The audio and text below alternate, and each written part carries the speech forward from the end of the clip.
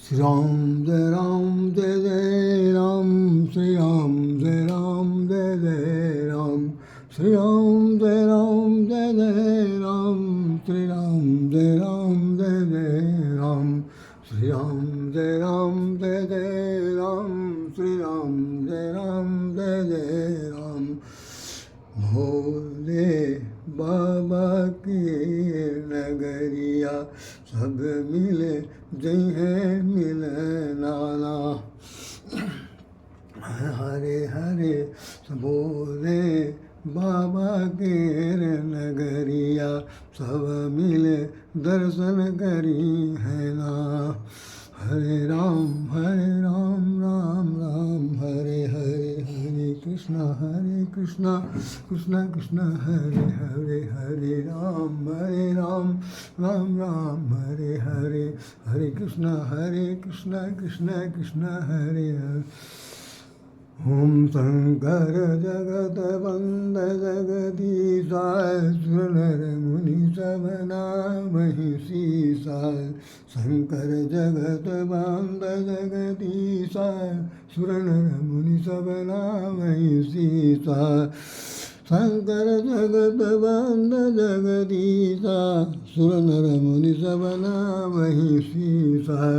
भोले शंकर भगवान की जय। आज सावन का चौथा सोमवार है और बहुत कुछ कहना है, बहुत कुछ कहने की हिम्मत भी नहीं है, लेकिन फिर भी दो शब्द कहना चाहूँगा। आप लोगों के सामने एक बहुत बड़ी खास बात बताना चाहता हूँ, जिसको अभी तक किसी भी कथावाचक ने अपनी तरफ से कहने की चेष्टा नहीं की। जो दो चौपाइयाँ हैं जिन पर मुझे चर्चा करनी है, और बहुत संक्षेप में करूँगा, बहुत गौर से सुनिएगा। वास्तव में भगवान शंकर से जब पार्वती जी से भगवान पार्वती जी ने पूछा कि भाई आप मुझे बताइए, ये हमारा पिछले दोनों एपिसोड निकला था पिछले साल, मैं उस लाइन को बाद में बता दूंगा, चलिए अभी तो वो भगवान राम के बारे में बताते हैं। जैसे जब राम कथा सुनाने के लिए वो भरद्वाज जी और याज्ञवल्क्य के बीच में चर्चा हुई, तो उन्होंने सबसे पहले याज्ञवल्क्य ने कथा किसकी सुनाई? राम की कथा नहीं सुनाई, शंकर के विवाह की चर्चा की। और शंकर के विवाह के बाद ये बताते हैं कि पार्वती जी जब बैठी हैं और वो कमलासन में विराजमान है, तो भगवान शंकर से वो 7 प्रश्न पूछती हैं। तो कहने का मतलब है कि कथा राम की शुरू हो तो राम की कथा से पहले भगवान शंकर की कथा आनी चाहिए। अच्छा, भगवान शंकर क्यों कथा आनी चाहिए? इसके पीछे एक बहुत बड़ी एक मनोवृत्ति है कि भगवान शंकर जो है उनका नाम शिव है। शिव माने कल्याण, जो जगत के कल्याण की अपेक्षा करता है, रखता है और करता है। उस शिव को शंकर के रूप में, उस शिव को ब्रह्म के रूप में, उस शिव को परमात्मा का एक अभिन्न अंग के रूप में स्वीकार करना, और जो विधिवत कार्यक्रम संसार में हुए हैं उन सब के साथ उनको सुनियोजित करके देखना, ये उसकी एक बहुत बड़ा मूलभूत उद्देश्य होता है। तो भगवान शंकर ने पार्वती जी से एक बात कही, उमा राम स्वभाव जय जाना, ताहि बदन तज भावन आना। उमा राम स्वभाव जय जाना, ताहि बदन तज भावन आना। उन्होंने कहा कि हे उमा, मेरा तो अपना ही कहना है कि जो भगवान के स्वभाव को जानता है, जो भगवान के स्वभाव को जानता है, भगवान शंकर से कहा गया कि आप बताइए कि आप अपने जीवन में क्या करते हो। भगवान शंकर ने जो बताया वो सुनिए। भगवान शंकर कह रहे हैं, उमा राम स्वभाव जहि जाना, ताहि बदन तज भावन आना। हे उमा, हे पार्वती, हे देवी, संसार में जिन लोगों को राम का स्वभाव को पता चल गया है, वो उनके स्वभाव को, उनके भजन को त्याग करके कभी दूसरा भाव जीवन में ला ही नहीं सकते। उनके मन में भाव नहीं आ सकता। वो कभी भी किसी दूसरे देवता की तरफ दृष्टि नहीं डालेंगे, भगवान के नाम में रमण करना चाहेंगे। यही उनकी अपने जीवन की विशेषता होगी। दूसरा यह है कि यह संवाद जस उरावा, रघुपति चरण भगत सोई पावा। जो इस संवाद को, जो पार्वती और शंकर भगवान के संवाद को हृदय में धारण कर लेगा, क्योंकि रामायण के उत्तरकांड में लिखा हुआ है कि यह शुभ शंभु उमा संवाद, यह शुभ शंभु उमा संवाद सुख संपादन समन विषादा, सुख संपादन समन विषादा। ये संवाद जो है, कथोपकथन जो है, प्रश्न पूछा, प्रश्न का उत्तर दिया, जो उत्तर दिया उत्तर प्रत्युत्तर हुआ, ये संवाद वास्तव में भगवान शंकर और पार्वती के बीच का है। और ये क्या चीज़ है? सुख संपादन, जीवन में सुख को संपादित करने वाला है। और क्या करने वाला है? सुख संपादन समन विषादा। और जितने भी इस प्रकार के विषाद हैं, जितने प्रकार के कष्ट, संकट हैं, पीड़ा है, तड़प है, दैहिक भौतिक ताप है, उन सबका समन करने वाला ये संवाद। तो यहाँ पर गोस्वामी जी लिख रहे हैं कि यह संवाद जा सुरावा, जिसके हृदय में संवाद आ जाता है, वो रघुवत के चरण के प्रति उसका अनुराग जाग जाता है। अब आप एक बात बहुत से गौर से सुनिए कि स्वभाव किसे कहते हैं? स्वभाव, स्व माने अपना, भाव माने भाव, अपना भाव। तो जिस हर व्यक्ति के जीवन में एक अपना भाव होता है, हर व्यक्ति, जितने भी दुनिया में आप आदमी देख रहे हैं। और पशुओं के बारे में जानते हैं, उनकी एक नेचर है, वो तो भाई जो पछता है उनके वो पछता पड़ती है। लेकिन मनुष्य के जीवन में भाव, कोई बहुत ज़्यादा इरिटेट वाला आता है, बहुत ज़्यादा गुस्सैल होता है, बहुत ज़्यादा चंचल होता है, बहुत ज़्यादा बकबक करने वाला होता है, बहुत ज़्यादा कलुष काम वाला होता है। बहुत से लोग ऐसे स्वभाव के होते हैं कि हर बात में वो हमेशा नाक पर गुस्सा रहता है, तरह तरह की बातें होती हैं, किसी की बात सुनना नहीं चाहते, समझना नहीं चाहते, क्योंकि वो ऑलरेडी पहले से फीडेड है। तो उनके जीवन में बड़ी समस्या आती है और वो बदलते नहीं। हमने बहुत से लोगों को देखा कि वो लोग भाई कह देते भाई अरे इसका स्वभाव ऐसा, बाई नेचर है, इसको समझाया नहीं जा सकता, धीरे से कटो, नेगलेक्ट करो, हटाओ, बहिष्कार करो, इस तरह से बात कर देते हैं। और कोई बहुत बड़ा आदमी है जिसके उस तरह के स्वभाव वाला, उसके अंडर में हम आप लोग काम कर रहे हैं, तो क्या करते हैं? सब लोग बड़े हुए दुम दबा के जाते हैं। जो भी कह रहा ठीक है, चिकने घड़े की तरह पानी पड़ रहा, धीरे से निकल लिया, क्योंकि वो मानेगा नहीं। बिना दो शब्द कहे उसको तसल्ली नहीं मिलेगी, उसको शांति नहीं मिलेगी, उसकी खाना नहीं हजम होगा। हाँ, लेकिन जीवन में एक समय आता है जब उसे प्रायश्चित करना पड़ता, बहुत कष्ट होता है। वो अपने स्वभाव को देख करके वो अपने को आत्मग्लानि करता है कि काश हम पहले समझ गए होते। तब वो काश का समय निकल चुका होता है, समझाने वाले जितने लोग थे वो मर चुके होते हैं। फिर उसे अपने ऊपर जो ग्लानि है उसका समाधान कहीं नहीं। तो भगवान का स्वभाव पूछा गया, उनका स्वभाव क्या? तो भगवान ने अपना स्वभाव क्या बताया, जानते हैं? उन्होंने कहा भाई हमें दो तीन चीज़ पसंद नहीं है। सब लोग कहने अरे भगवान, अंतर्यामी भगवान, दयानिधान भगवान, करुणानिधान भगवान, अरे कृपा निधान भगवान, भाई वो तो दयालु हैं, कृपालु हैं, करुणा के सागर हैं, दीनबंधु हैं, दीनानाथ हैं, सबके मालिक हैं, और उनको क्या चीज़ समझ में नहीं आ रहा। तो सुंदरकांड में चौपाई आपने पढ़ी होगी, लिखा हुआ निर्मल जन सो मोहि पावा, मोहि कपल छल छिद्र भावा। निर्मल जन सो मोहि पावा, मोहि कपट छल छिद्र न भावा। भगवान ने कहा कि मुझे भाई दुनिया में सब लोग पसंद हैं, नहीं पसंद हो तो सब छोड़ दीजिए, लेकिन दो तरह के लोग मुझे पसंद हैं, तीन तरह के लोग। और मुझे पसंद कौन है? निर्मल मन वाला। हमारा तो स्वभाव है निर्मल मन वाला, तो हम निर्मलता के सिवा दूसरी चीज़ को पसंद नहीं कर सकते। तो हमें वो लोग नहीं पसंद हैं जो जो छली होते हैं, कपटी होते हैं, छिद्रान्वेषण करने वाले, दूसरों की बुराई करने वाले, तो जल काटने वाले होते हैं। छल छिद्र न भावा, और जो छल कपट से किसी की अस्तित्व को मिटा देने में विश्वास रखते हैं, ऐसे लोग मुझे पसंद नहीं। और ढूंढना पड़ेगा हमें आपको कि ऐसा संसार में कौन है। इस चौपाई को मैं कभी फिर से कहूँगा कि बहुत आगे तक जाएगी, यहीं पे हम इसे समाप्त होते हैं। तो भगवान शंकर कह रहे हैं, एक बात बहुत बता रहे हैं इसी, तो भगवान का स्वभाव आपको सुन लिया कि निर्मल मन वाला उनको पसंद है, छल छिद्र वाला बिल्कुल पसंद नहीं। और हम लोग सबसे ज़्यादा भगवान के सामने जाते हैं, मंदिरों में जाते हैं, जहाँ कहीं जाते हैं कान पकड़ कर, उसके बाद बक मंदिर के अंदर ही छल कपट शुरू हो जाता और तो सब छोड़ दिए, प्रसाद देते लेते समय बाहर निकल के आए तो फिर शुरू समझिए उतनी देर का तब चश्मा लगाया था, उसके बाद नहीं रहता।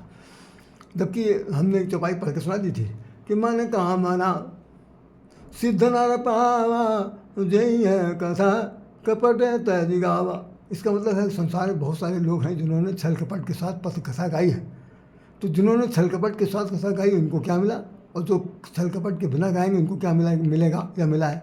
ये एक चौपाई है पूरी, इस पर दृष्टांत आना चाहिए। मन क्रम बचन मन कामना सिद्ध नर पावा, जे यह कथा कपट तज गावा। जो यह कथा कपट तज गाएगा उसको मन कामना सिद्ध सब प्राप्त होगा। खैर, भगवान का स्वभाव पर जल्दी आइए हम आपको बता दें। भगवान शंकर, भगवान राम जो है अहेतुक कृपा करने वाले हैं, बिना किसी वजह के, बिना किसी वजह के कृपा करने वाले हैं। तो उनके स्वभाव में एक चीज़ लिखी हुई है, सुन करके आप सब लोगों को बहुत हैरान हो जाएंगे जो उन्होंने लिखा है। और इतनी बड़ी कंट्रोवर्सी है, इतनी बड़ी कंट्रोवर्सी है इस चौपाई के अंदर कि अभी तक किसी भी भक्तराज ने, किसी भी संत महात्मा ने गद्दी पे बैठ करके नहीं बताया। चौपाई सुन लीजिए। ये किष्किंधा कांड का 11वां अध्याय है। 11वां अध्याय किष्किंधा कांड का 11वां दोहा है, ठीक उसके नीचे की चौपाई है। सुन लीजिए, किष्किंधा कांड के 11वें दोहे के ठीक नीचे चौपाई लिखी हुई है। क्या है चौपाई, सुनिए, हैरान हो जाएंगे आप। फिर वो भगवान शंकर उमा से कह रहे हैं, उमा राम सम हित जग माही, गुरु पितु मातु बंधु बंधु प्रभु नाही। उमा राम सम हित जग माही, गुरु पितु मातु बंधु प्रभु नाही। सुर नर मुनि जन की सबके हरीति, स्वार्थ लागी करई सब प्रीति। भगवान शंकर पार्वती जी से कह रहे हैं कि इस पूरे संसार में जो माता पिता हैं जिन्होंने आपको पैदा किया, जो उन्होंने उद्रस्त रखा, वो सगे संबंधियों में भाई, रक्त संबंधी, गुरु, तीनों लोग, माता पिता गुरु भाई भाई, कह रहे हैं ये लोग भी भगवान राम से ज़्यादा हितैषी नहीं। बताइए ये बात अगर कोई माता पिता गुरु सुन लेगा कि भाई ऐसा हमारा बालक, हमारा शिष्य सोच रहा, तो भाई साहब अपने घर में बैठने देगा या आपके प्रति कोई राग अनुराग या वात्सल्य स्नेह का वृष्टि करेगा? नहीं कर सकता, नहीं कर सकता। क्योंकि भाई ये तो कह रहा है भाई, अरे भाई माता पिता भाई बंधु कोई भी ऐसे नहीं है जो राम जैसा हित कर सके। और इसमें लिख दिया है, उमा राम सम, हे उमा, राम के समान इस संसार में कोई हित करने वाला नहीं है, कोई हित करने वाला नहीं है। यहाँ तक कि गुरु, माता पिता, भाई और प्रभु मेरे स्वामी, आपका जो आपका संरक्षक या अभिभावक होगा, वो भी ऐसा नहीं हो सकता। तो ऐसी स्थिति में राम के बराबर संसार में कोई नहीं है हितैषी। तो क्या है, हेतु बिन हेतु सुनेही, कबहू ककारी करुणा नर देही। ये चौपाई उत्तरकांड में है। कबहू ककारी करुणा करि देही, दे तो हेतु बिनु हेतु सुनेही। कभी भगवान के जीवन में, कभी भगवान के मन में राजू श्याम जैसे निकृष्ट, अकिंचन, व्यर्थ या जितने भी लोग हैं जिन पर उनकी कभी कृपा तुष्ट हो जाती है, तो कह रहे हैं कि दे तो हेतु बिनु हेतु सुनेही। बिना किसी कारण के, बिना किसी इंटरेस्ट के, बिना किसी क्या कहना चाहिए भी हमें इनसे कुछ मिलेगा तो इस इंटरेस्ट में हम इनको लाओ मनुष्य का दे दें। कबहू का करी करुणा नर देही। कभी वो करुणा करते हैं। वैसे तो 84 लाख में आदमी भ्रमण कर ही रहा, लेकिन कभी जब उनकी मनसा हो जाती है तो हमें भी मनुष्य बनाकर इस धरती पर भेज देंगे, उसके बदले वो आपसे कुछ नहीं चाहेंगे। और माता पिता जो कुछ भी करते हैं वो एक भोगवृत्ति है, उसके आधार पर हम लोग सब धरती पर आते हैं, इसलिए उनका ऋण बहुत बड़ा है। गुरु जो है हमें मार्गदर्शन कराता है, इसलिए उसका ऋण बहुत बड़ा है। उन सब चीज़ों के बाद भी राम को सर्वश्रेष्ठ यहाँ पर ठहरा दिया भगवान शंकर ने। ये भगवान शंकर की बाणी है, हमारी आपकी नहीं। कितने कथावाचक हैं, सब लोग कहते सुनते रहते हैं, मैं तो अभी तक नहीं जान पाया। तो मैं आपको जिसे बताना चाहता हूँ कि संसार में यदि भगवान राम को जो जुड़ गया, राम को जिसने अपना जीवन में जीवन धन मान लिया, उसे संसार में किसी चीज़ की कमी नहीं रहेगी। इसीलिए गोस्वामी तुलसीदास जी जब विनय पत्रिका लिखते हैं, तुलसीदास जी के बारे में हम बाद में बताएंगे, जब पत्रिका लिखते हैं तो उसमें वह अपनी जानकी जिसे कहते हैं माता से, कभों को अम्ब अवसर पाई, माता जी कभी आपको अवसर मिले तो एक बात कह दीजिएगा। माता जी ने पूछा क्या कहना है, पिताजी से कह दीजिएगा, मालिक से कह दीजिएगा, स्वामी से कह दीजिएगा कि एक भिखारी है। तो पूछेंगे कौन भिखारी है, तो पिताजी का नाम उसका तुलसीदास है। क्या कहाँ रहता है, इसी धरती पर रहता है। क्या करता है, आपके नाम पर भीख मांगता है। भीख क्यों मांगता है, सिर्फ उसको संसार में कोई देने वाला नहीं, तो क्या चाहता है कि प्रभु कृपा चाहिए, इतना आप बता दीजिए। तो प्राय ऐसा होता है कभी कभी हम लोग घरों में, जब पुराने ज़माने में अपने पिताजी से कोई बात करवानी होती थी, पूजा कराना होता, तो माता जी को पहले पकड़ते थे, अम्मा बप्पा से कह दियो, क्योंकि बप्पा से सीधे बात करने की किसी की हिम्मत नहीं होती थी। अब आज तो भाई सब अप्पा वप्पा सब ख़त्म हो गए, लड़के तो सिर्फ कहो मलमूत्र कर दें और हाथापाई कर लें, माताएँ तो भी वैसी हो गई। उस ज़माने में शिष्टाचार था, अनुशासन था, अनुशासनहीनता का दुरुपयोग, अनुशासनहीनता का कहीं दूर दूर तक प्रयोग नहीं होता था। तो गोस्वामी जी ने भी उस अनुशासन का प्रयोग करते हुए कहा, कभों अम्ब अवसर पाई, हे अम्मा कभी आपको अवसर मिले तो ये बता दीजिए। भगवान राम ने कहा कि अच्छा भी इसको बुलाओ, कहाँ है, कहीं दरबार में खड़ा है। भगवान दरबार में उसको, उनको गोस्वामी जी को बुलाते हैं, पत्रिका में लिखा हुआ, और उन्होंने कहा भाई तुलसीदास आप नहीं कहीं महाराज, आप हमारे नाम पर भीख मांगते हैं, कहीं और कोई सहारा नहीं, और कोई सहारा नहीं, कहीं ना आज से भीख नहीं मांगना, भीख नहीं मांगना है, आप हमारे पास रहेंगे, हमारी शरण में रहेंगे। तो कविता कहानी ये कहती है भगवान ने उनको अपने शरण में रख लिया। तो वही जो एक चौपाई लिखी, एक दोहा लिखा हुआ कि शरण गए प्रभु राखें तब अपराध विसार, जैसा कि हनुमान जी ने कह दिया था विभीषण को कि अगर आप शरण में चले गए तो आपके अपराध को विसार देंगे। गोस्वामी जी के भी सारे पाप को सबको विसार दिया, भगवान ने उन्हें अपना अपना दिया। तो कहने का मतलब सिर्फ इतने हैं, ज़्यादा मैं नहीं बोल पाऊँगा, हिम्मत टूट रही है, बस सिर्फ इतना ही कह सकता हूँ। आप लोग याद रखिएगा, ये बहुत ही उच्च कोटि की बहुत गंभीर बात जो हमने बता दी, जो अभी तक किसी ने नहीं शायद बताया होगा कि उमा राम स्वभाव जय जाना, ताई भजन तज भाव न आना। और क्या है, उमा राम सम नहीं जग माही, गुरु पितु मातु बंधु सम नाही। माता पिता गुरु भी कोई नहीं है। तो निश्चित रूप से हम सब लोगों को चाहिए भगवान शंकर की कही हुई बात का स्वीकार करते हुए, और भगवान राम को जितना हृदय में धारण कर सकते हैं करें। इन्हीं शब्दों के साथ यदि मेरी तरफ से कोई त्रुटि हो गई हो, कोई अविश्वसनीयता प्रकट हो रही हो, तो आप पुस्तक पढ़ के देख लीजिएगा, और मैंने जो कुछ कहा है वो अक्षर से सत्य है, इसको स्वीकारिए। संसार में आज की तारीख में माता पिता के रंग रूप, सोच समझ सब कुछ बदल गया।